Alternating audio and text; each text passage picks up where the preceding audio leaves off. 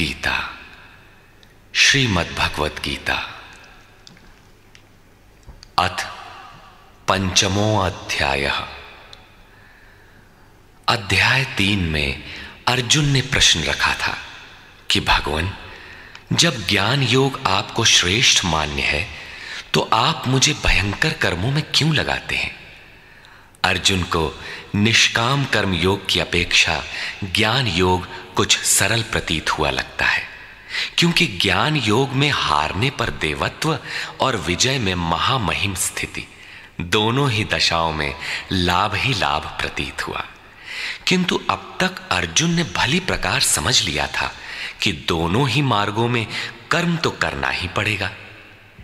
योगेश्वर उसे संशय रहित होकर तत्वदर्शी महापुरुष की शरण लेने के लिए भी प्रेरित करते हैं, क्योंकि समझने के लिए वही एक स्थान है। अतः दोनों मार्गों में से एक चुनने से पूर्व उसने निवेदन किया। अर्जुन उवाच।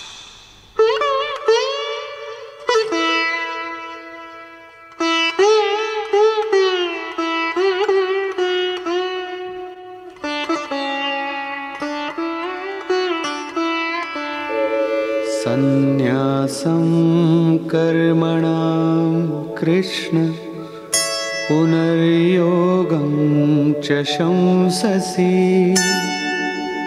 यच्छ्रेय एतयोरेकं तन्मे ब्रूहि सुनिश्चितम्।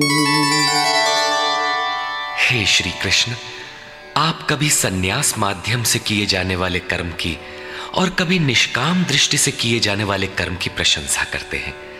इन दोनों में से एक जो भली प्रकार आपका निश्चय किया हुआ हो, जो परम कल्याणकारी हो, उसे मेरे लिए कहिए।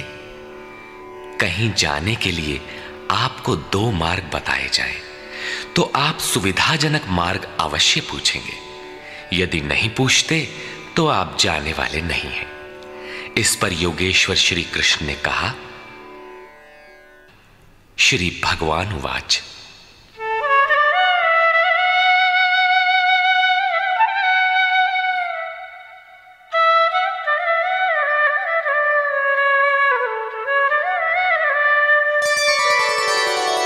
संन्यासः कर्मयोगश्च निःश्रेयसकरावुभौ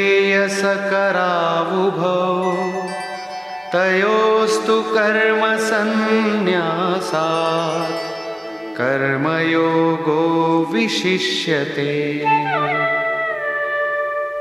अर्जुन, संन्यास माध्यम से किया जाने वाला कर्म अर्थात ज्ञान मार्ग से किया जाने वाला कर्म और कर्म योग, निष्काम भावना से किए जाने वाले कर्म, ये दोनों ही परम श्रेय को दिलाने वाले हैं।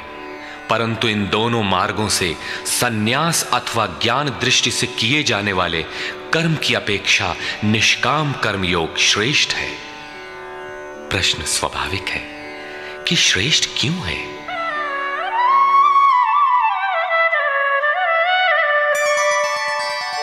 ज्ञेयः स नित्य सन्न्यासी यो न द्वेष्टि न कांक्षति निर्द्वन्द्वो हि महाबाहो सुखं बन्धात् प्रमुच्यते। महाबाहु अर्जुन, जो न किसी से द्वेष करता है न किसी की आकांक्षा करता है, वो सदैव सन्यासी ही समझने योग्य है, चाहे वो ज्ञान मार्ग से या निष्काम कर्म मार्ग से ही क्यों ना हो। राग द्वेषादि द्वंद्वों से रहित वो पुरुष सुखपूर्वक भव बंधन से मुक्त हो जाता है।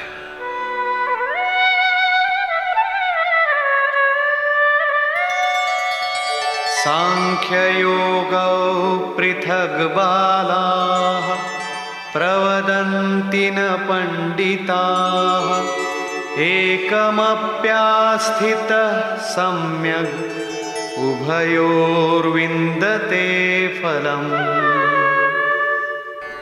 निष्काम कर्मयोग तथा ज्ञान योग, इन दोनों को वही अलग अलग बताते हैं जिनकी समझ इस पथ में अभी बहुत हल्की है, न कि पूर्ण ज्ञाता पंडित लोग, क्योंकि दोनों में से एक में भी अच्छी प्रकार स्थित हुआ पुरुष दोनों के फल रूप परमात्मा को प्राप्त होता है। दोनों का फल एक है, इसलिए दोनों एक ही समान हैं।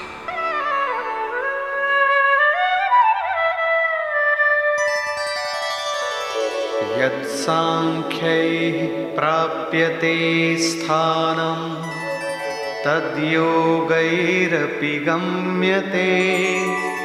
एकं सांख्यं च योगं च यः पश्यति स पश्यति।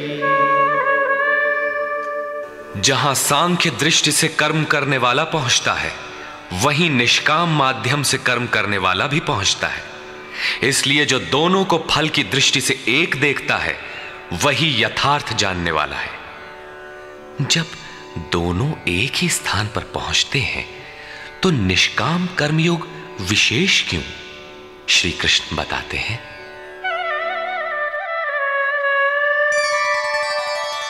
संन्यासस्तु महाबाहो दुःखमाप्तुमयो गतः। योगयुक्तो मुनिर्ब्रह्म न चिरेणाधिगच्छति। अर्जुन, निष्काम कर्मयोग का आचरण किए बिना संन्यासः का प्राप्त होना दुखप्रद है। जब योग का आचरण प्रारंभ ही नहीं किया तो असंभव सा है। इसलिए भगवत स्वरूप का मनन करने वाला मुनि, जिसकी मन सहित इंद्रियां मौन है, निष्काम कर्मयोग का आचरण करके परब्रह्म परमात्मा को शीघ्र ही प्राप्त हो जाता है। स्पष्ट है कि ज्ञान योग में निष्काम कर्मयोग का ही आचरण करना पड़ेगा, क्योंकि क्रिया दोनों में एक ही है। वही यज्ञ की क्रिया है, जिसका शुद्ध अर्थ है आराधना। दोनों मार्गों में अंतर केवल कर्ता के दृष्टिकोण का है। एक अपनी शक्ति को समझकर हानि लाभ देखते हुए इसी कर्म में प्रवृत्त होता है, और दूसरा निष्काम कर्मयोगी इष्ट पर निर्भर होकर इसी क्रिया में प्रवृत्त होता है। उदाहरणार्थ, एक प्राइवेट पढ़ता है, दूसरा नॉमिनेट। दोनों का पाठ्यक्रम एक ही है, परीक्षा एक है, परीक्षक निरीक्षक दोनों में एक ही हैं। ठीक इसी प्रकार दोनों के सद्गुरु तत्वदर्शी हैं और एक ही है, केवल दोनों के पढ़ने का दृष्टिकोण भिन्न है। पीछे जैसे श्री कृष्ण ने कहा कि काम और क्रोध दुर्जय शत्रु हैं, अर्जुन इन्हें तू मार।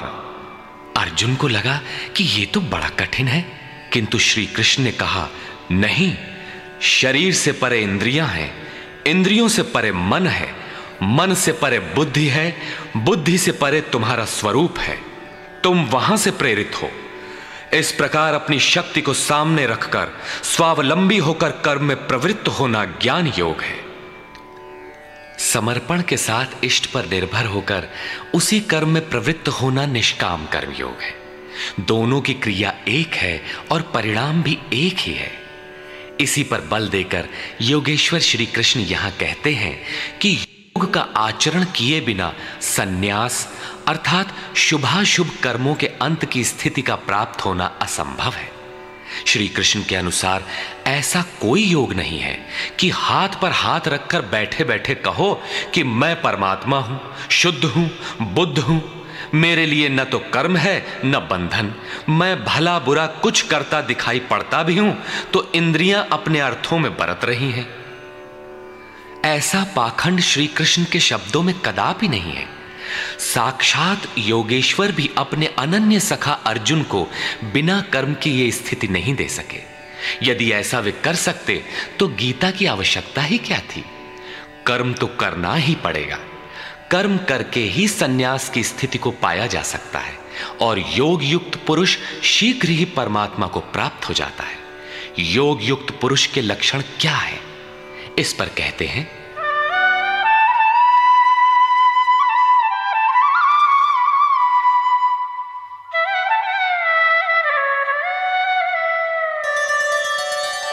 योगयुक्तो विशुद्धात्मा विजितात्मा जितेन्द्रियः सर्वभूतात्मा भूतात्मा कुर्वन्नपि न लिप्यते।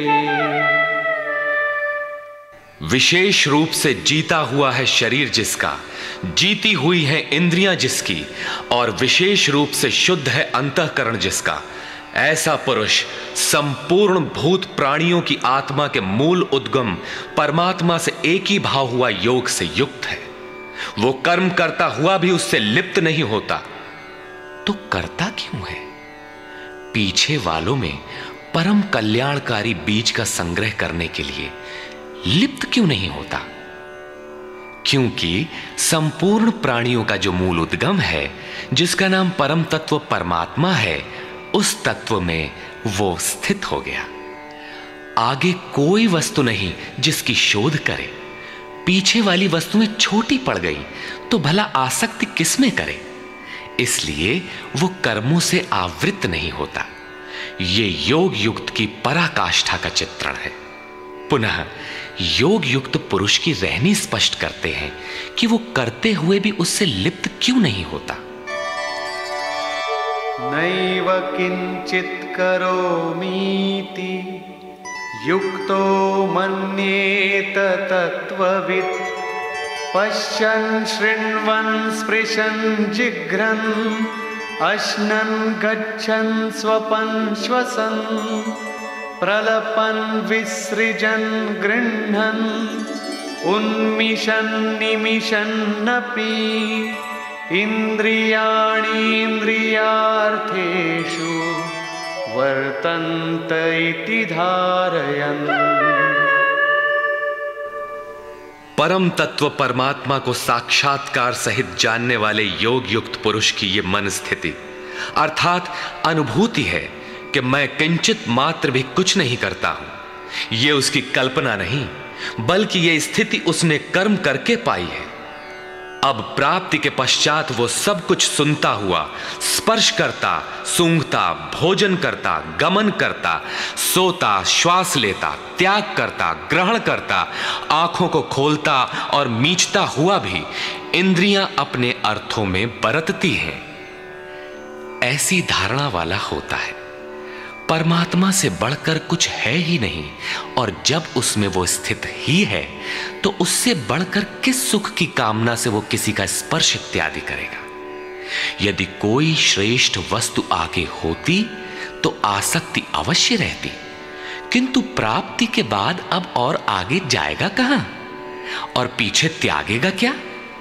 इसलिए योग युक्त पुरुष लिप्त नहीं होता। इसी को एक उदाहरण के माध्यम से प्रस्तुत करते हैं।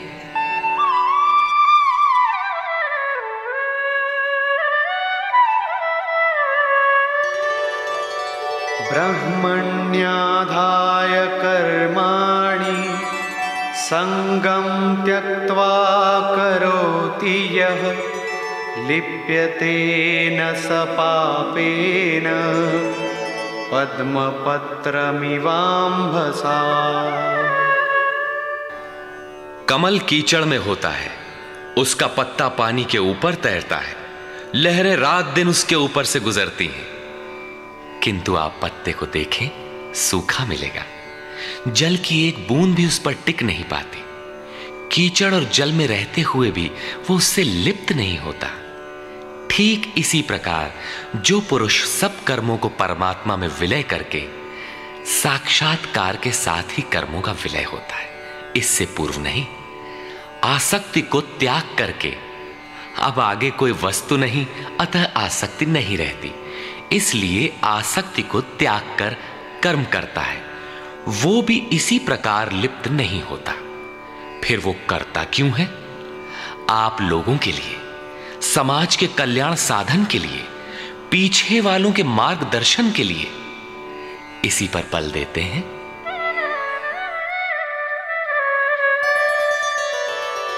कायेन मनसा बुद्ध्या केवलैरिन्द्रियैरपि योगिनः कर्म कुर्वन्ति संगम त्यक्त्वात्मशुद्धये।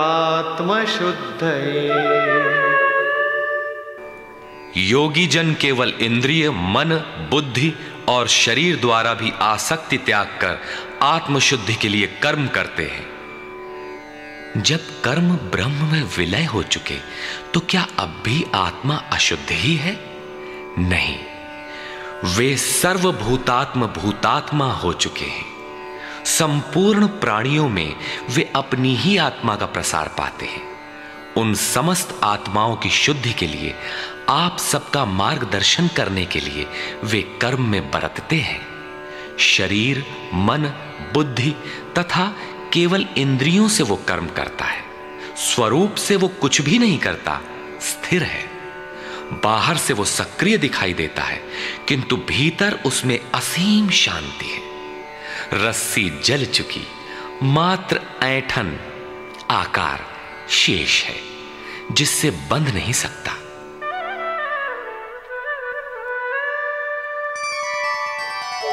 युक्तः कर्मफलं त्यक्त्वा शान्तिमाप्नोति नैष्ठिकीम्। अयुक्तः कामकारेण फले सक्तो निबध्यते।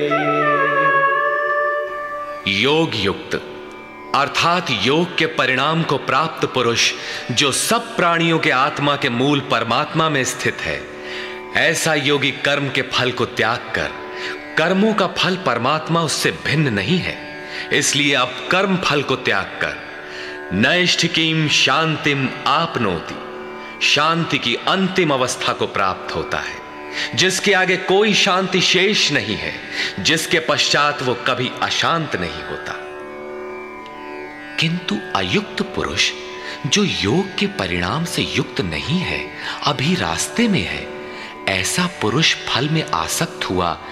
फल है परमात्मा, उसमें उसका आसक्त होना आवश्यक है, इसलिए फल में आसक्त होने पर भी काम कारेण निबध्यते, कामना करके बंध जाता है, अर्थात पूर्ति पर्यंत कामनाएं जागृत होती है। अतः साधक को पूर्ति पर्यंत सावधान रहना चाहिए। महाराज जी कहा करें, हो तनिको हम अलग, भगवान अलग है, तो माया कामयाब हो सकती है। कल ही प्राप्ति होनी हो, किंतु आज तो वो अज्ञानी ही है, अतः पूर्ति पर्यंत साधक को असावधान नहीं होना चाहिए। इसी पर आगे देखें।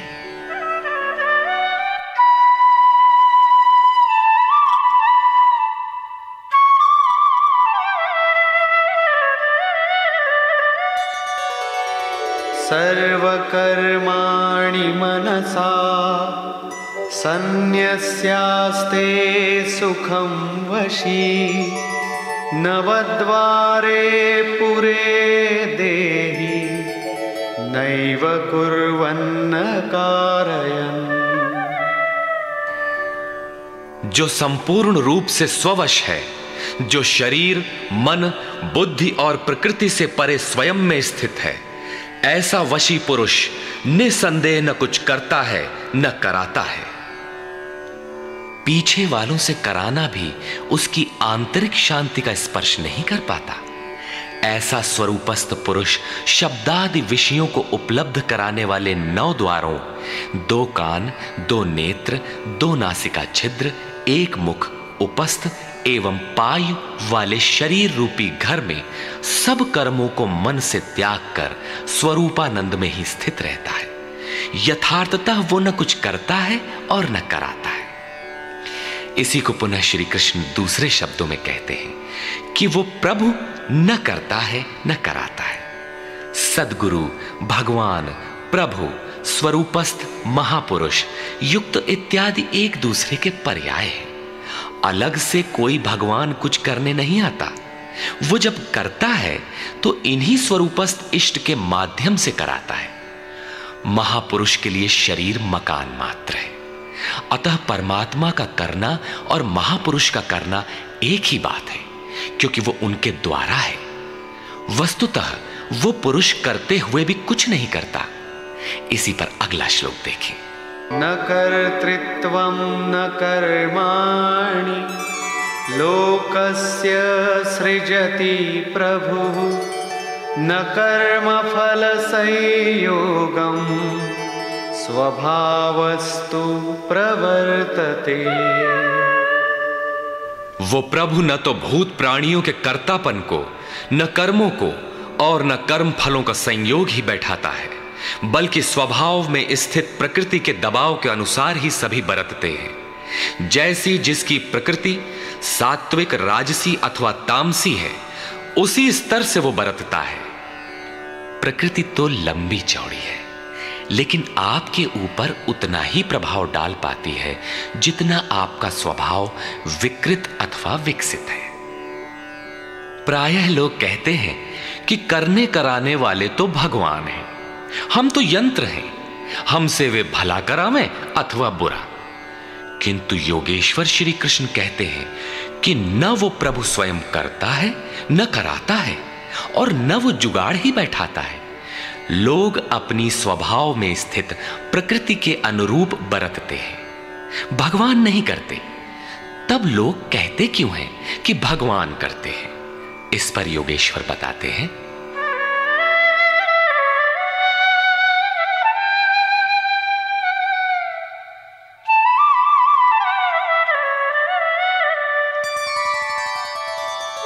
नादत्ते कस्यचित् पापं न चैव सुकृतं विभुः अज्ञानेनावृतं ज्ञानं तेन मुह्यन्ति जन्तवः। जिसे अभी प्रभु कहा उसी को यहां विभु कहा गया है, क्योंकि वो संपूर्ण वैभव से संयुक्त है। प्रभुता एवं वैभव से संयुक्त वो परमात्मा न किसी के पाप कर्म को और न किसी के पुण्य कर्मों को ही ग्रहण करता है। फिर लोग कहते क्यों हैं? इसलिए कि अज्ञान के द्वारा ज्ञान ढका हुआ है। उन्हें अभी साक्षात्कार सहित ज्ञान तो हुआ नहीं, वे अभी जंतु हैं। मोहवश वे कुछ भी कह सकते हैं। ज्ञान से क्या होता है, इसे स्पष्ट करते हैं। ज्ञानेन तु तदज्ञानं येषां नाशितमात्मनः तेषामादित्यवज्ज्ञानं प्रकाशयति तत्परम्। जिनके अंतःकरण का वो अज्ञान, जिसने ज्ञान को ढक रखा था, आत्म साक्षात्कार द्वारा नष्ट हो गया है, और इस प्रकार जिसने ज्ञान प्राप्त कर लिया है, उनका वो ज्ञान सूर्य के सदृश उस परम तत्व परमात्मा को प्रकाशित करता है। तो क्या परमात्मा किसी अंधकार का नाम है? नहीं, वो तो स्वयं प्रकाश रूप दिन राति, स्वयं प्रकाश रूप है तो, किंतु हमारे उपभोग के लिए तो नहीं है, दिखाई तो नहीं देता। जब ज्ञान द्वारा अज्ञान का आवरण हट जाता है, तो उनका वो ज्ञान सूर्य के सदृश परमात्मा को अपने में प्रवाहित कर लेता है। फिर उस पुरुष के लिए कहीं अंधकार नहीं रह जाता। उस ज्ञान का स्वरूप क्या है?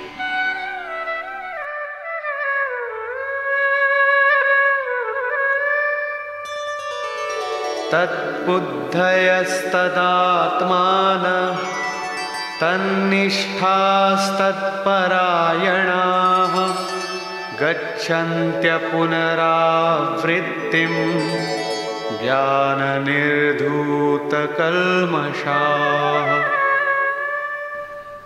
जब उस परम तत्व परमात्मा के अनुरूप बुद्धि हो, तत्व के अनुरूप प्रवाहित मन हो, परम तत्व परमात्मा में एक ही भाव से उसकी रहनी हो और उसी के परायण हो, इसी का नाम ज्ञान है।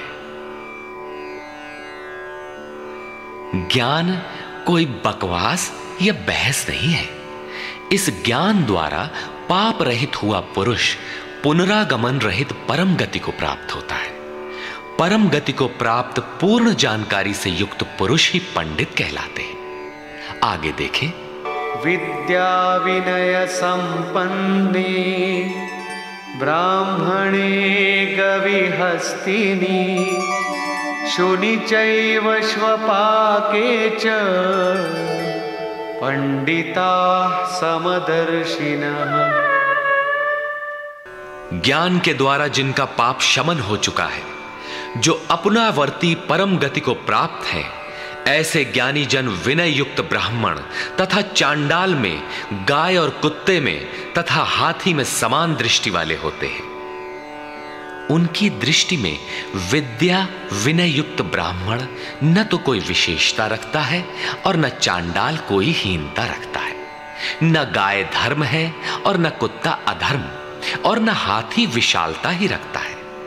ऐसे पंडित ज्ञाता जन समदर्शी और समवर्ती होते हैं। उनकी दृष्टि चमड़ी पर नहीं रहती, बल्कि आत्मा पर पड़ती है। अंतर केवल इतना है, विद्या विनय संपन्न स्वरूप के समीप है और शेष कुछ पीछे है। कोई एक मंजिल आगे है तो कोई पिछले पड़ाव पर। शरीर तो वस्त्र है। उनकी दृष्टि वस्त्र को महत्व नहीं देती, अपितु उनके हृदय में स्थित आत्मा पर पड़ती है। इसलिए वे कोई भेद नहीं रखते। श्री कृष्ण ने पर्याप्त गो सेवा की थी। उन्हें गाय के प्रति गौरवपूर्ण शब्द कहना चाहिए था, किंतु उन्होंने ऐसा कुछ भी नहीं कहा। श्री कृष्ण ने गाय को धर्म में कोई स्थान नहीं दिया। उन्होंने केवल इतना माना कि अन्य जीवात्माओं की तरह उसमें भी आत्मा है। गाय का आर्थिक महत्व जो भी हो, उसका धार्मिक वैशिष्ट्य परिवर्ती लोगों की देन है। श्री कृष्ण ने पीछे बताया कि अविवेकियों की बुद्धि अनंत शाखाओं वाली होती है, इसलिए वे अनंत क्रियाओं का विस्तार कर लेते हैं। जबकि निष्काम कर्म योग में अर्जुन निर्धारित क्रिया एक ही है, यज्ञ की प्रक्रिया आराधना। अपुनरावृत्ति वाला ऐसा महापुरुष उस विद्या विनय संपन्न ब्राह्मण, चांडाल, कुत्ते, हाथी और गाय सब पर समान दृष्टि वाला होता है, क्योंकि उसकी दृष्टि हृदय स्थित आत्म स्वरूप पर पड़ती है। ऐसे महापुरुष को परम गति में क्या मिला है और कैसे, इस पर प्रकाश डालते हुए योगेश्वर श्री कृष्ण बताते हैं।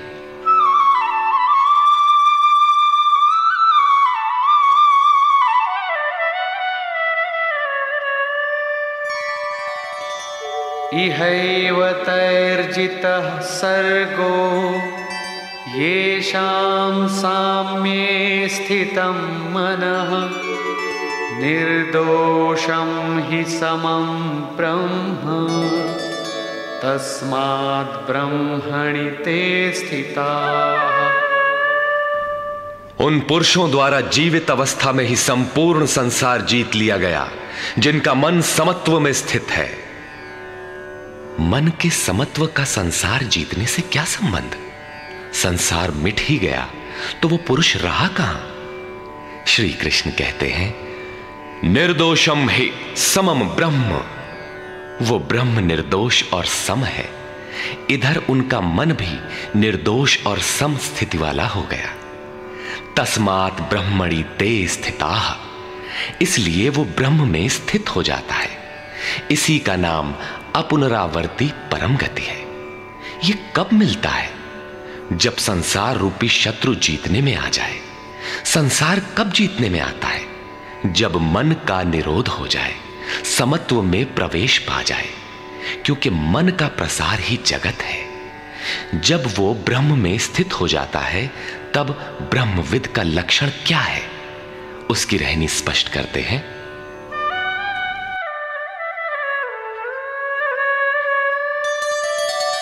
न प्रहिष्येत् प्रियं प्राप्य नो द्विजेत् प्राप्य चाप्रियं स्थिरबुद्धिरसम्मूढो ब्रह्मविद् ब्रह्मणि स्थितः। उसका कोई प्रिय अप्रिय होता नहीं, इसलिए जिसे लोग प्रिय समझते हैं उसे पाकर वो हर्षित नहीं होता, और जिसे लोग अप्रिय समझते हैं, जैसा धर्मावलंबी चिन्ह लगाते हैं, उसे पाकर वो उद्वेगवान नहीं होता है। ऐसा स्थिर बुद्धि, असम्मूढ़, संशय रहित ब्रह्मविद, ब्रह्म से संयुक्त ब्रह्मवेत्ता, ब्रह्मणि स्थितः, परात्पर ब्रह्म में सदैव स्थित है। बाह्य स्पर्शेष्वसक्तात्मा विन्दत्यात्मनि यत् सुखम् स ब्रह्मयोगयुक्तात्मा सुखमक्षयमश्नुते। बाहर संसार के विषय भोगों में अनासक्त पुरुष अंतरात्मा में स्थित जो सुख है, उस सुख को प्राप्त होता है। वो पुरुष ब्रह्म योग युक्त आत्मा, पर ब्रह्म परमात्मा के साथ मिलन से युक्त आत्मा वाला है। इसलिए वो अक्षय आनंद का अनुभव करता है, जिस आनंद का कभी क्षय नहीं होता। इस आनंद का उपभोग कौन कर सकता है? जो बाहर के विषय भोगों से अनासक्त है। तो क्या भोग बाधक हैं? भगवान श्री कृष्ण कहते हैं,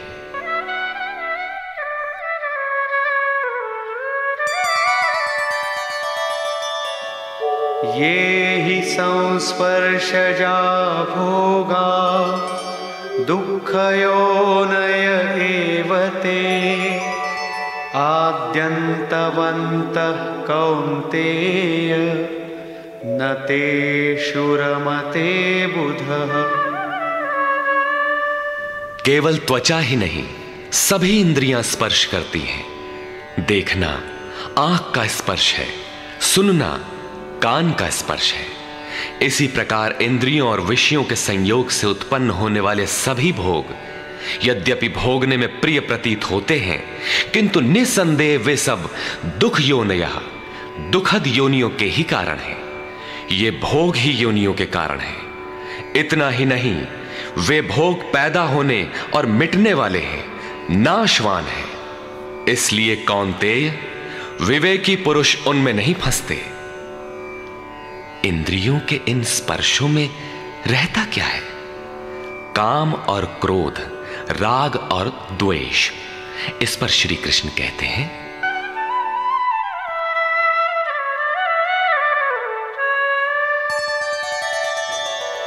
शक्नोति हैव यः सोढुं प्राक्शरीरविमोक्षणात् कामक्रोधोद्भवं वेगं स युक्तः स सुखी नरः। इसलिए जो मनुष्य शरीर के नाश होने से पहले ही काम और क्रोध से उत्पन्न हुए वेग को सहन करने में, मिटा देने में सक्षम है, वही न रमन करने वाला है। वही इस लोक में योग से युक्त है और वही सुखी है। जिसके पीछे दुख नहीं है, उस सुख में अर्थात परमात्मा में स्थिति वाला है। जीते जी ही इसकी प्राप्ति का विधान है, मरने पर नहीं। संत कबीर ने इसी को स्पष्ट किया, अवधू जीवत में कर आशा। तो क्या मरने के बाद मुक्ति नहीं होती? वे कहते हैं, मुए मुक्ति गुरु कहे स्वार्थी, झूठा दे विश्वासा। यही योगेश्वर श्री कृष्ण का कथन है कि शरीर रहते मरने से पहले ही जो काम क्रोध के वेग को मिटा देने में सक्षम हो गया, वही पुरुष इस लोक में योगी है, वही सुखी है। काम क्रोध बाह्य स्पर्श ही शत्रु है, इन्हें आप जीते।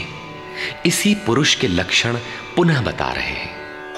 योऽन्तः सुखोऽन्तरारामः तथान्तर्ज्योतिरेव यः स योगी ब्रह्मनिर्वाणं ब्रह्मभूतोऽधिगच्छति। जो व्यक्ति अंतरात्मा में ही सुख वाला, अंतरारामः, अंतरात्मा में ही आराम वाला, तथा जो अंतरात्मा में ही प्रकाश वाला, साक्षात्कार वाला है, वही योगी ब्रह्मभूत, ब्रह्म के साथ एक होकर ब्रह्म निर्वाणम, वाणी से परे ब्रह्म शाश्वत ब्रह्म को प्राप्त होता है। अर्थात पहले विकारों काम क्रोध का अंत, फिर दर्शन, फिर प्रवेश। आगे देखें।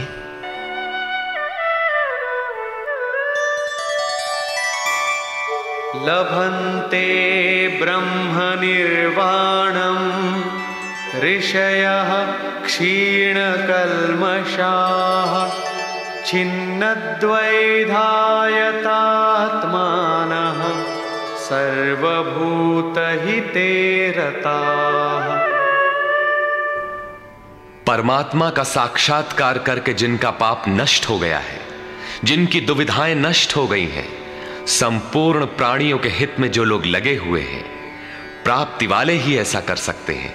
जो स्वयं गड्ढे में पड़ा है वो दूसरों को क्या बाहर निकालेगा। इसलिए करुणा महापुरुष का स्वाभाविक गुण हो जाता है। तथा यतात्मानः जितेंद्रिय ब्रह्मवेत्ता पुरुष शांत पर ब्रह्म को प्राप्त होते हैं। उसी महापुरुष की स्थिति पर पुनः प्रकाश डालते हैं।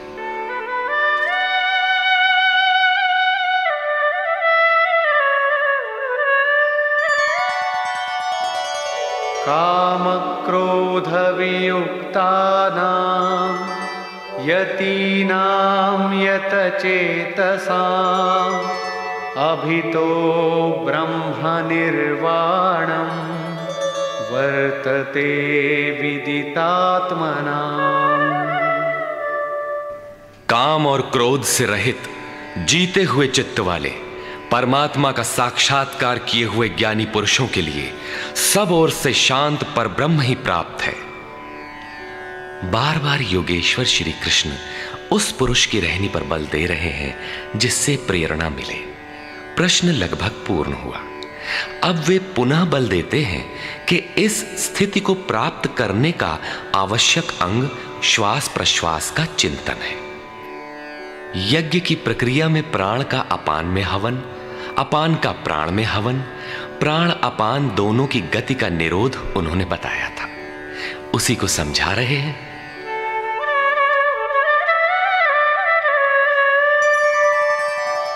स्पर्शान् कृत्वा बहिर्बाह्यान् चक्षुश्चैवान्तरे भ्रुवोः प्राणापानौ समौ कृत्वा नासाभ्यन्तरचारिणौ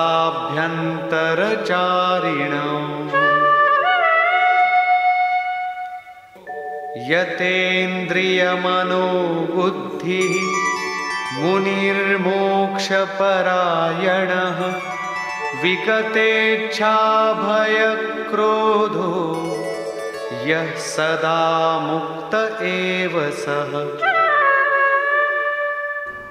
अर्जुन, बाहर के विषयों दृश्यों का न चिंतन करते हुए उन्हें त्याग कर नेत्रों की दृष्टि को भ्रिकुटी के बीच में स्थिर करके, भ्रुवोः अंतरे का ऐसा अर्थ नहीं कि आंखों के बीच या भावों के बीच कहीं देखने की भावना से दृष्टि लगाएं। भ्रिकुटी के बीच का शुद्ध अर्थ इतना है कि सीधे बैठने पर दृष्टि भ्रिकुटी के ठीक मध्य से सीधे आगे बढ़े। दाहिने बाएं इधर उधर चकपक न देखें। नाक की डाणी पर सीधी दृष्टि रखते हुए नासिका के अंदर विचरण करने वाले प्राण और अपान वायु को सम करके, अर्थात दृष्टि तो वहां स्थिर करो और सुरत को श्वास में लगा दो कि कब श्वास भीतर गई, कितनी रुकी। लगभग आधा सेकंड रुकती है, प्रयास करके न रोकें। कब श्वास बाहर निकली, कितनी देर तक बाहर रही। श्वास में उठने वाली नाम ध्वनि सुनाई पड़ती रहेगी। इस प्रकार श्वास प्रश्वास पर जब सुरत टिक जाएगी तो धीरे धीरे श्वास अचल स्थिर ठहर जाएगी, सम हो जाएगी। न भीतर से संकल्प उठेंगे और न बाह्य संकल्प अंदर टकराव कर पाएंगे। बाहर के भोगों का चिंतन तो बाहर ही त्याग दिया गया था, भीतर भी संकल्प नहीं जागृत होंगे। सुरत एकदम खड़ी हो जाती है, तैल धारावत। तेल की धारा पानी की तरह टप टप नहीं गिरती, जब तक गिरेगी धारा ही गिरेगी। इसी प्रकार प्राण और अपान की गति एकदम सम स्थिर करके इंद्रियों, मन और बुद्धि को जिसने जीत लिया है, इच्छा, भय और क्रोध से रहित, मननशीलता की चरम सीमा पर पहुंचा हुआ मोक्ष परायण मुनि सदा मुक्त ही है। मुक्त होकर वो कहां जाता है, क्या पाता है? इस पर कहते हैं,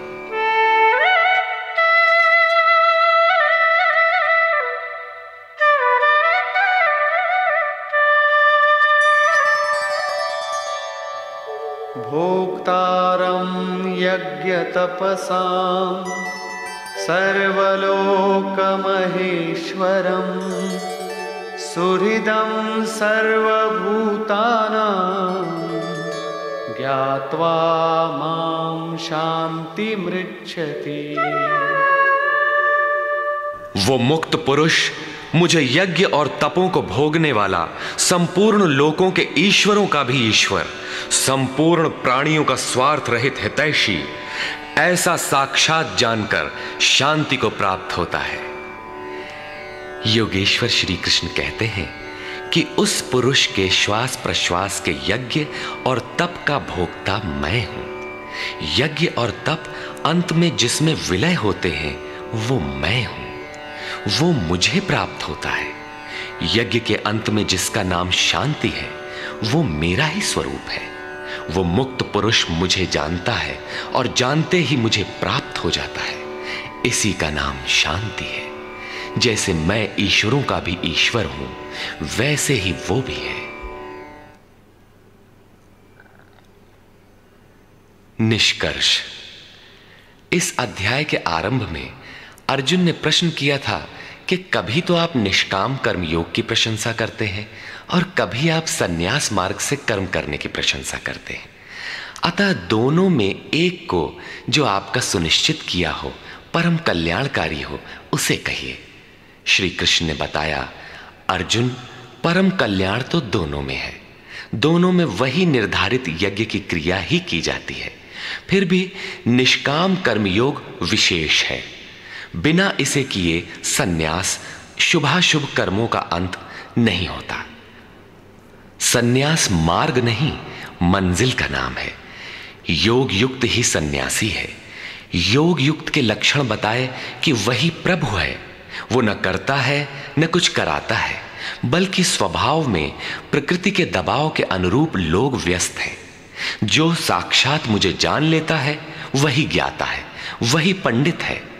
यज्ञ के परिणाम में लोग मुझे जानते हैं।